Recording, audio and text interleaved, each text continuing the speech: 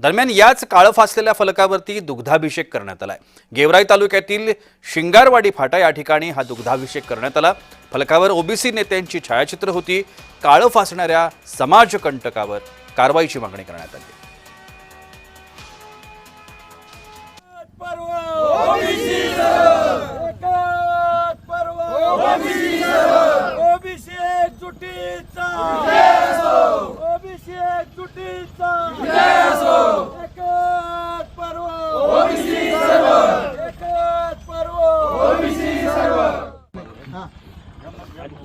OBC एकजुटीचा सब तुम आगे बढ़ो।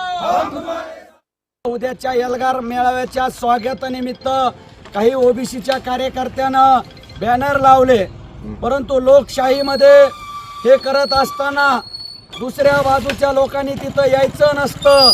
परंतु धडधडीत या बीड जिल्ह्यामध्ये जो प्रकार चाललाय, कुठं बॅनरवर कशा पद्धतीच्या चारोळे लिहिल्या जातात या ओबीसी बारक्या बारक्या बांधवाच्या विरोधात, तर कुठं आज आपण पाहतोय या ठिकाणी रात्रीच कुणीतरी मध्यरात्री येऊन काळं फासलंय। म्हणून आम्ही सर्व ओबीसी बांधव या ठिकाणी जमा होऊन त्या बॅनरचा दुग्ध अभिषेक केलाय।